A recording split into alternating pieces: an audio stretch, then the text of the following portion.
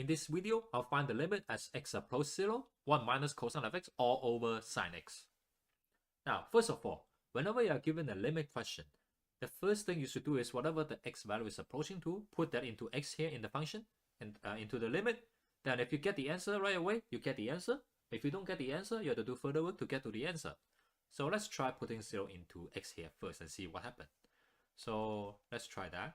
1 minus cosine of 0.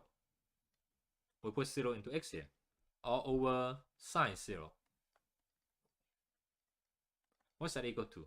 Now, if you put in the calculator, cosine of 0 is 1. Sine 0 is 0. Now, 1 minus 1 is 0. Bottom is 0. Okay. Now, you get the answer 0 over 0. That's not the answer you're looking for. It's an indeterminate form. So you have to do further work to get to the answer. So what can you do that you can get to the answer here? Okay, so take a look at this. Limit as x approaches 0. 1 minus cosine of x all divided by x. Okay. So the thing is, we have 0 in the denominator if we put x equal to 0 into sine x. So we have to actually get rid of the sine x so that we don't have something divided by 0. We cannot have a number divided by 0. Okay. Or we can modify the sine x so that it's no longer 0, right, when we put in 0. But how do we do that? Okay, so what we can do is look at the numerator here, 1 minus cosine of x. Thinking of maybe multiplying by its conjugate, which is 1 plus cosine of x on top and bottom so that it doesn't change the limit, because that way you can actually make it into 1 minus cosine square x, which is sine square x. Maybe you can cancel out the sine x here. Multiply by,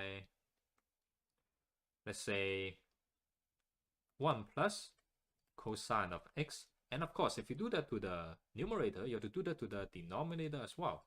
1 over cosine of x. Okay, so now, because that's just 1, anything multiplied by 1 is still that something, right? So I have not actually changed the original limit. But the top here would have become this. Limit as x approaches 0, the top will be 1 minus cosine square x.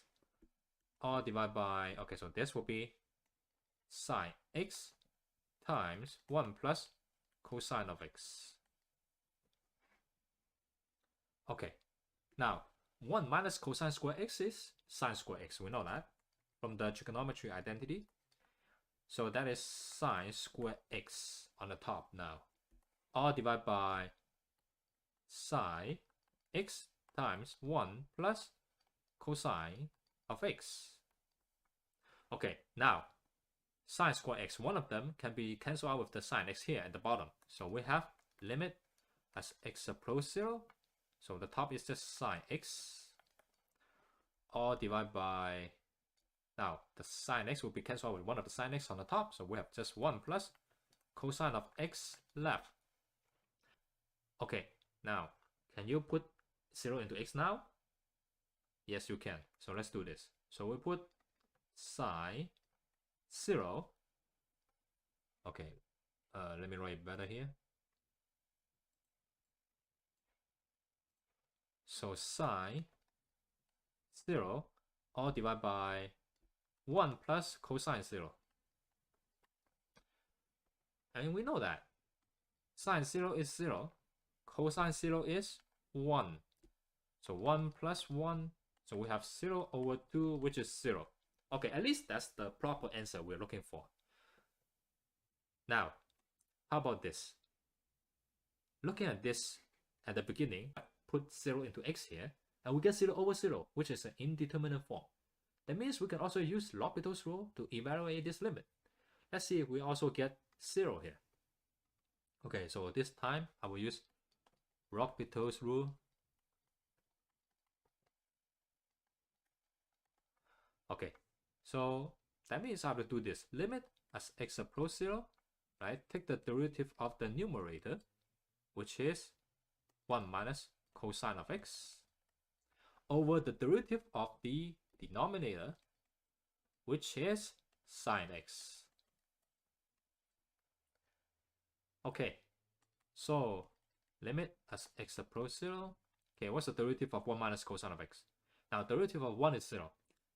Derivative of cosine of x is negative sine x. But minus and negative sine x is positive sine x. Over,